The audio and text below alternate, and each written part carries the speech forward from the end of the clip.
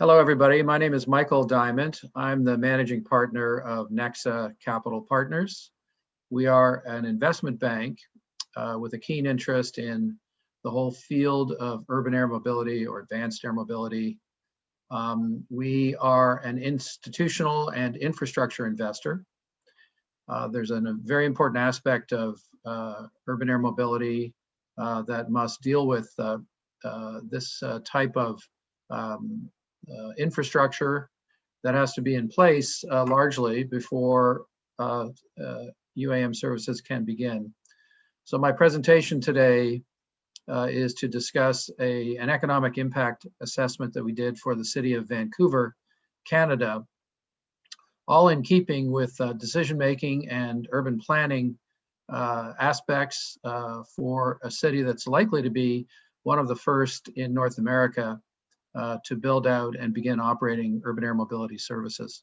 So with that, I'll begin.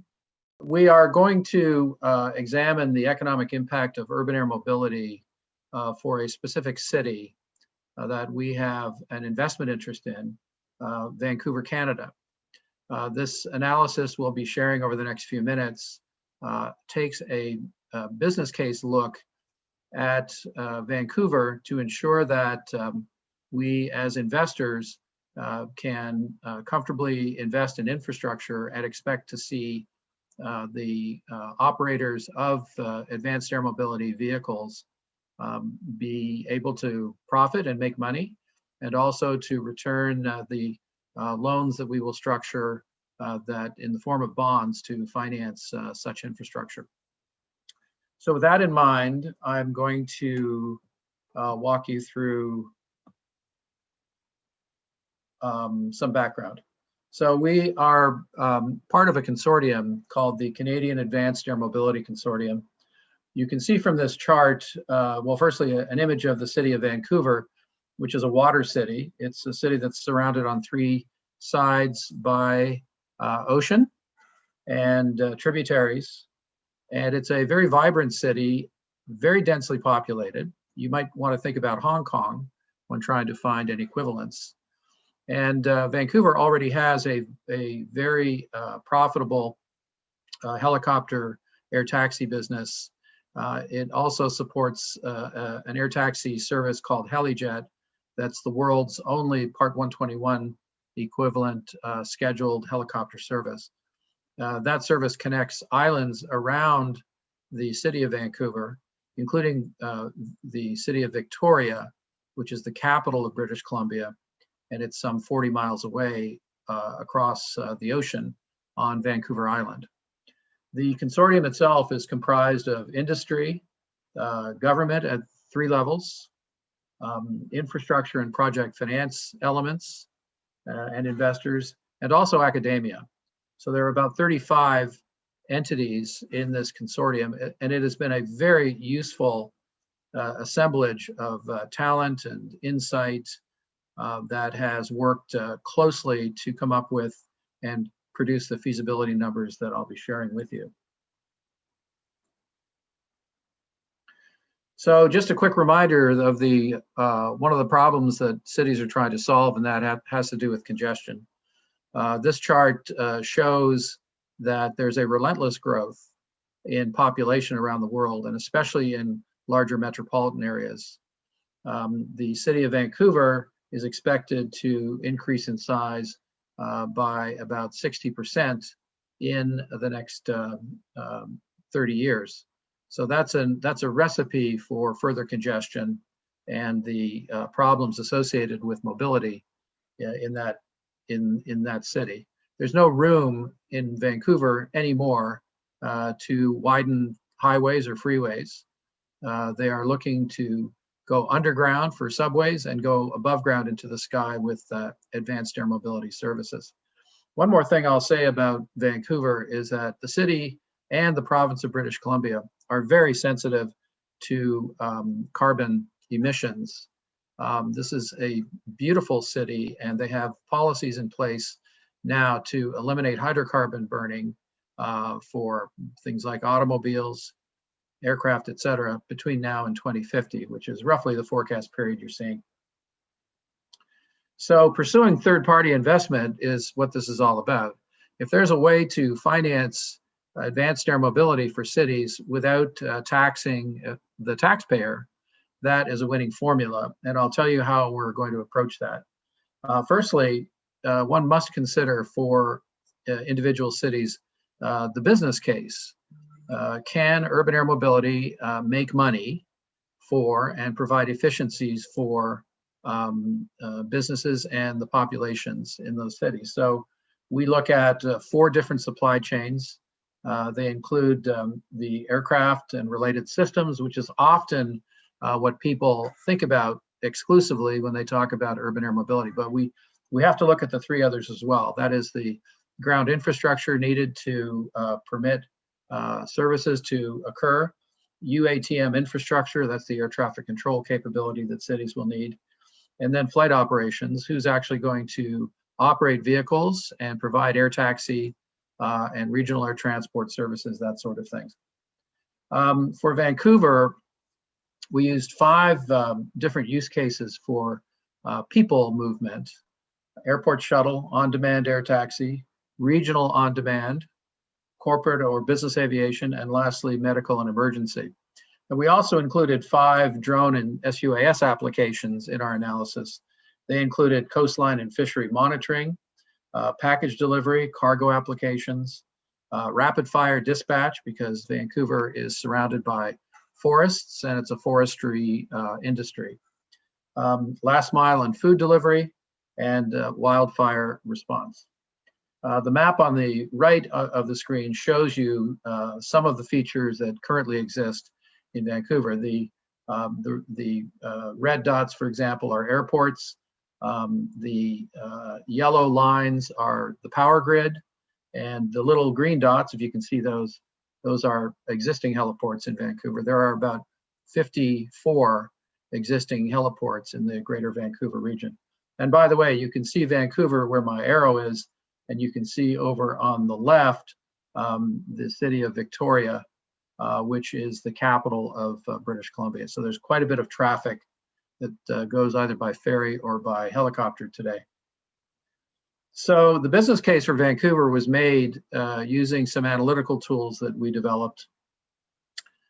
We look at ground infrastructure, RTM, which is the air traffic management capabilities, the business of operators, and then vehicles.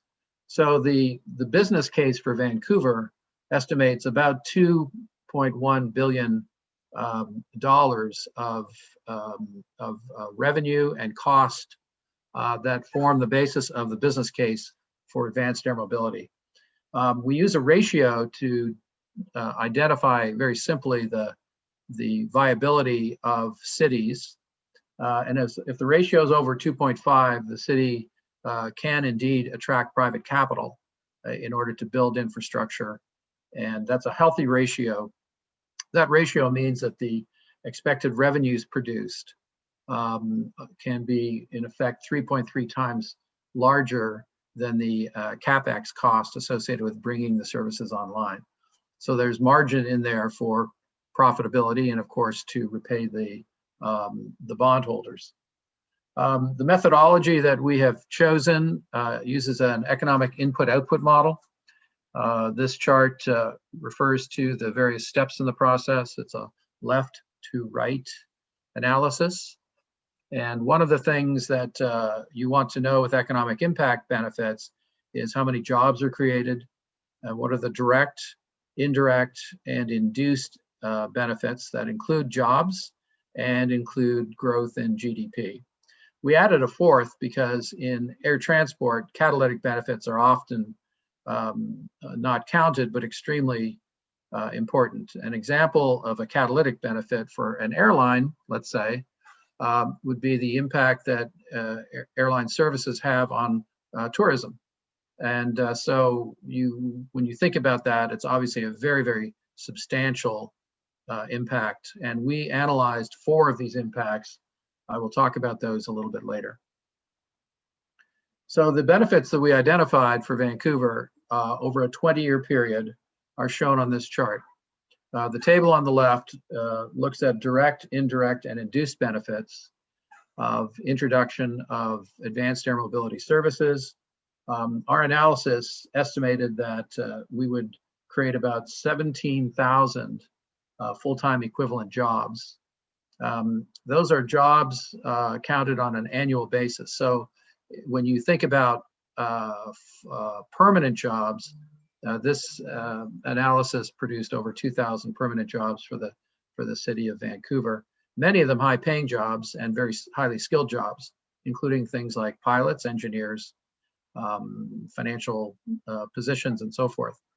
Then on the catalytic benefit side, which roughly doubles the estimated benefits in terms of jobs and GDP growth in the table, we looked at 4. There could be many others considered, but the 4 top catalytic benefits we wanted to identify included, number 1, trans-border trade, how advanced air mobility can, in effect, move the cities of Seattle, Washington, and Vancouver, British Columbia closer together. In effect, that's a very interesting analytic that is getting a lot of attention from our study. So increasing north-south trade along what's called the Cascadia Corridor. This is the mountain range on the west coast of Canada and the United States. Those benefits were very substantial. The second is Indigenous community empowerment. There is a substantial population of Indigenous communities in British Columbia, and advanced air mobility has some extremely unique direct benefits that include employment, opportunities for education, being able to move medicines, and improve very substantially the quality of life for remote communities, and really empowers them to take hold of their economies. The third is university research and STEM education. As some of you may know, $1 invested in higher education can generally produce many dollars of economic benefit downstream. And so we looked at the acceleration in STEM and private funding driving increased educational opportunities. And then lastly, British Columbia and Vancouver have a budding hydrogen sector economy.